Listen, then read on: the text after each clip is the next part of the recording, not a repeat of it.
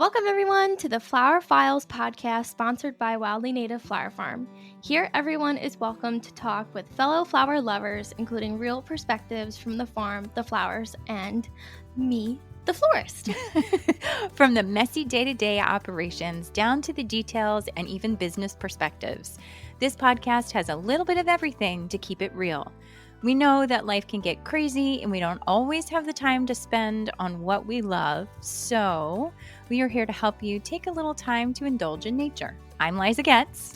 I'm Lizzy Frey, and we are the team that makes this podcast. Every once in a while we have a couple guests, this business thing, and what we are working with is called life. Join us as we walk you through how to think outside the box, talk from the farmer's perspective, have honest conversations about florals, and how to run, well, life. So listen in. You can find us on Apple Podcasts, Spotify, in the podcast section, and any of your other podcast platforms. You can also find us online at wildlynativeflowerfarm.com, and in an easy way, you can look in the show notes, and all of the information will be right there for easy access for you guys.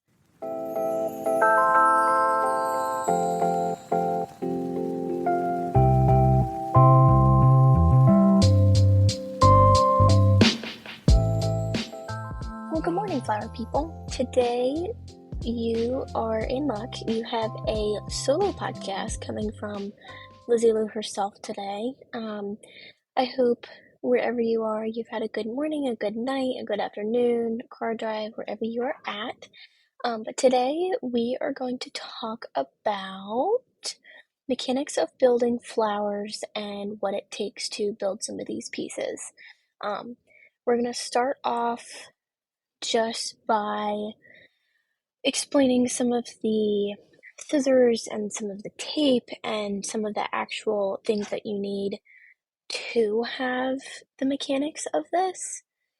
And then I will sit and explain a lot of these pieces and some of the funky names that they come with it.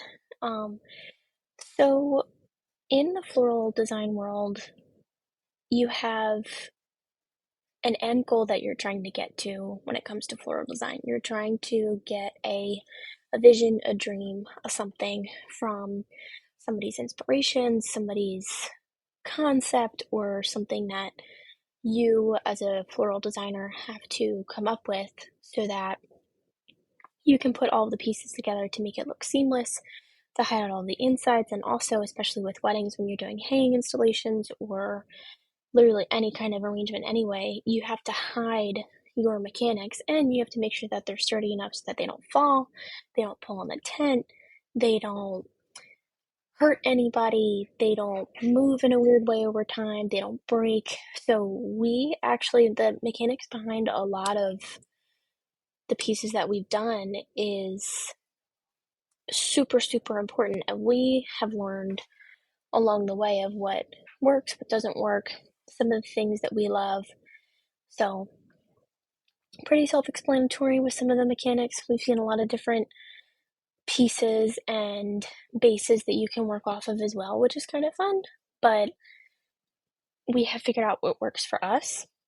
So there's a lot of environmental ways to continue this kind of perspective of keeping the environment clean, keeping all of the pieces together, making sure that what gets thrown out isn't going to harm our ecosystem around us. So while looking at a couple of the photos that we have made before, and just in the day-to-day floral design world, you have gloves, which is a kind of an everyday need of a floral designer. Our gloves especially have a certain kind of liner in them, and for some reason I've just found out that they've started to make my hands wrinkle and peel sometimes. Kenley actually goes through this through the summer too, because we cut in the morning. We wear gloves probably 24/7 at least when we're working.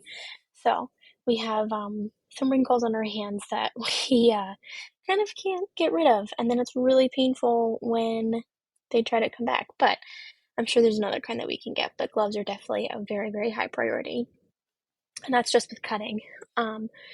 With other flowers, of course, we have our buckets, we have our clippers. We want to make sure that they're clean, they're sanitized, that they are sharp, that they're newer. Some of our duller clippers, especially if you've been using them with like eucalyptus, can get super sticky, so we have to be careful to clean them and keep them straight so that there aren't any dents. That way, when we cut the stems and we put them in water, it's a lot easier for the flowers to take up water just because of the functionality and the harsh cut of a clean cut. It's kind of like cutting your hair. You don't want dull scissors to cut your hair because then it's not going to be even. So, so moving on, we have floral wire that we use kind of constantly with everything.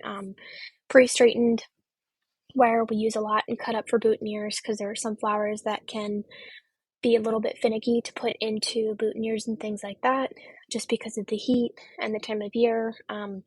There are some flowers that have to have water. There are some flowers that we've chosen to not ever use in boutonnieres. There are some that still last an incredible amount of time as long as they're supported by wire. Because think of a boutonniere, they're on your shirt, they're being bumped, they're being whacked, you're giving a guy a hug or whatever, they're gonna break. So instead of them drooping and falling over in pictures, we're getting broken off.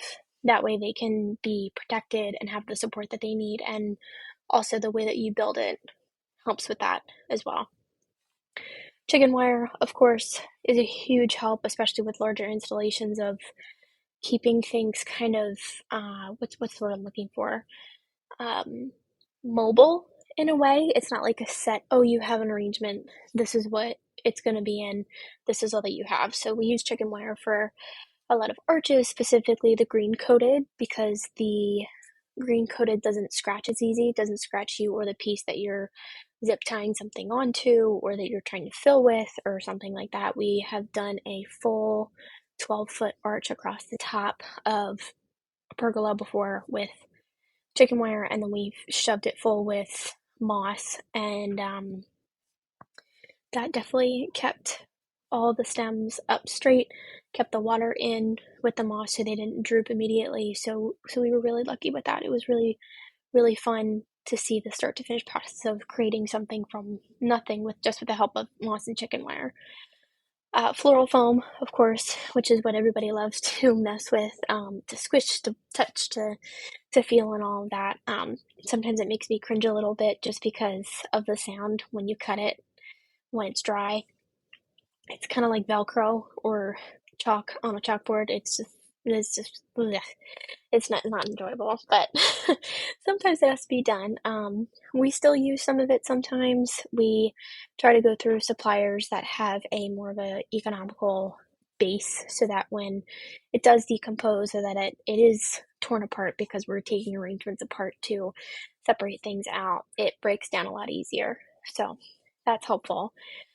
We use floral tape with boutonnieres. We use a ton of floral wire with twine wrapped around it so that it's easier than zip ties.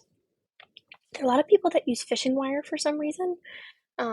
We've tried that in the past and it just doesn't work out for us. So we found ways to kind of work around it a little bit, which has been super helpful.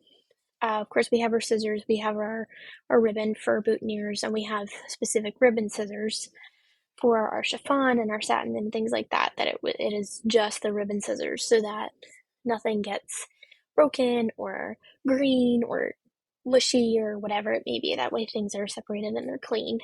White floral putty is another one that is absolutely incredible that I love. It's a really easy way to keep your frogs down in your low dishes.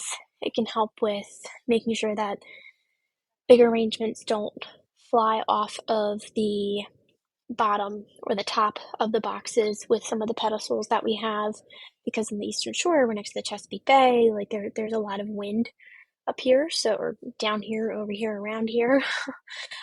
So we have a lot of things that we have to use that for, which there's green and there's white and things like that. And then if you leave it and it's on a hot day, it is really hard to get that off, especially when you're trying to reuse something again. So we have to be careful with where we put it, knowing down the road that if it's going to be a surface that is going to be seen by customers, or if it's okay to be a little bit messy, because then we can use the old putty and then keep up with the other arrangements that have to go on top of it, so doesn't have to be like completely spick and span. Another piece that I love are water tubes, and they're reusable, so they're reduce, reuse, recycle. We do that all the time, especially with boutonnieres, and using them with flowers and flower arches because it's hot some days, especially if people want um, floral arches for sure. Because if they're not in the oasis cages, then it's just easier to use with the water tubes. That way we know that the flowers are getting water. They're not just standing up in like the hot air on a 85, 95-degree day where they're going to droop and it's not going to look good for pictures, and you don't want that. So there's that. There are these little, they kind of look like test tubes, but they're a little bit smaller. You can get them in tons of different sizes. Some of the orchids that I've seen before come in specialty from wholesale places are like 8-inch water tubes. They've got their screw on top. They've got a hole in the center of the lid so that you can slide the stem in and out, and then it keeps the water in so that they stay alive. Love them. Our favorites are the little 3 to 4 inch ones where it keeps them a little bit wider. So especially with the living room boutonnieres, we grab our basket, tissue paper, water tubes, fill them up with water, and then put our boutonnieres in them. That way those little guys can sit in the water tubes. They're all packed up, ready to go, and it's just super simple and easy to go from there. Another one that we love are the larger tubes that can fit maybe 1 to 2 stems, but sometimes it can be hard with the seal depending on how round the stems can be and if they actually fit together, because then the water can fall out depending on how they're placed inside of something. So, another supplies option that not a lot of people know about, which I'm sure people do, but you don't know the name for it, they're called floral pin frogs. They're these round little dishes, and they are circled, honestly. They're these round little dishes. They come in metal, they come in glass, plastic. However, you kind of need them clear. They come in, the metal ones are the most sturdy, and then that's when you use the putty on the bottom of them so that they stick to the whatever kind of dish that we would be using them for. So usually they're about as big as the palm of your hand, sometimes a little bit bigger, sometimes they're about as big as your thumb. Again, it honestly depends on how you want to use them and what you're using them for. They are for the minimalist effect of using your flowers and arrangements and without needing greenery to hide mechanics or moss to hide mechanics or things like that. So I've seen those get really, really popular. They are, again, little round spheres that have pins poking up from the bottom. So when you put the flower in, they don't fall over and bend. So they're actually staying up. But because they're in the frogs, you can put water in the dish so that the flowers stay alive and they don't wilt or anything like that. So it's actually pretty interesting. There's a lot of pieces that we do use in the flower world. I don't think there's anything that we haven't tried. If we haven't tried it yet, then we just haven't been asked to do it, honestly.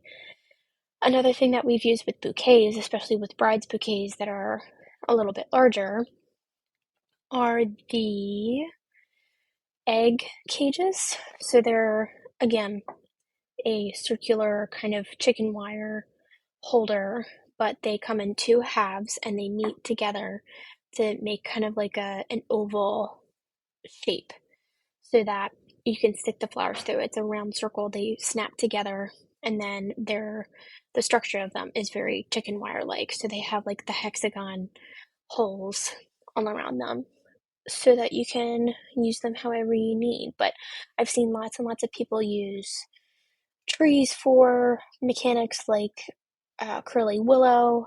We've seen clear boxes with chicken wire.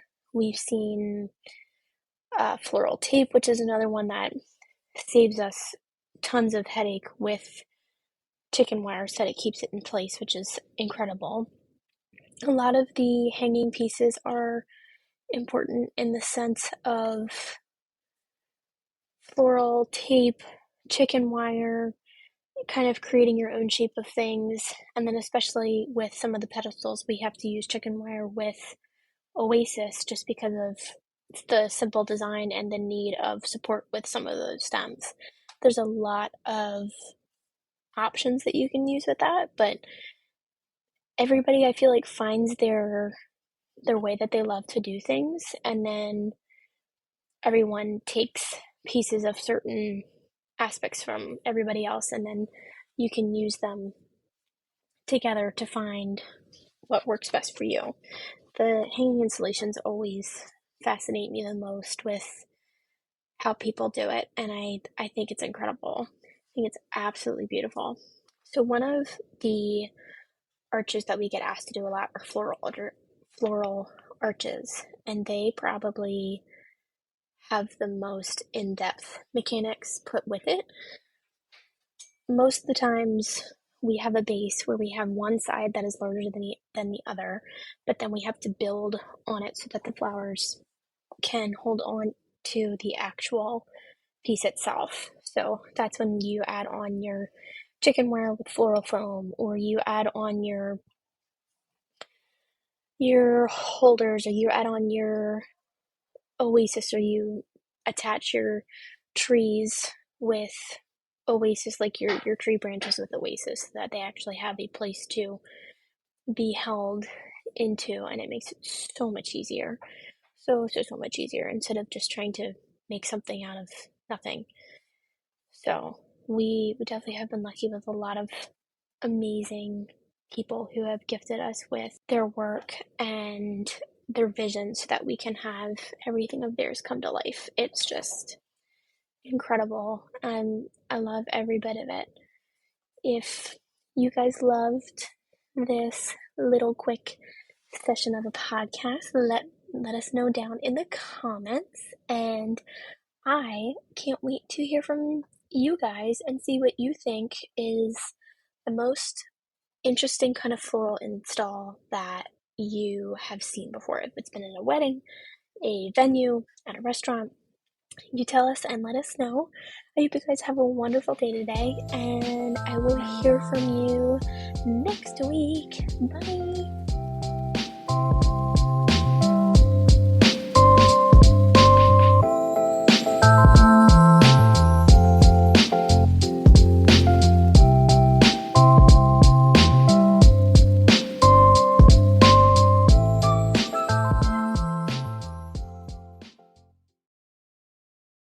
Hey guys, just dropping a line to tell you about Patreon. So I asked them, meaning Mom and Amber, what is Patreon anyway? Because I honestly had no idea. So we're going to explain it to you from our perspective so that you understand and so that I understand. Because the first time I saw it, I was like, Patron, we're drinking tequila? Great. So Patreon is for less than a cup of coffee, those fancy coffees that y'all like, a day, you can sign up to become one of our members. A little family. Exactly. And what does that get us? It gets us some freebies, some special episodes that other people do not get access to. You can interact with us on a special platform where we can ask you questions and interact with you. It's tons of fun.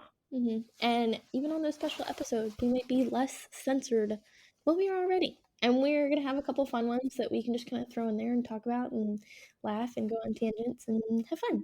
So I hope that you all enjoy it because we're going to have fun along the way. We're crazy, crazy, crazy excited. Thanks, guys. Yeah. Back to the episode now. Yeah. Bye. Gracias.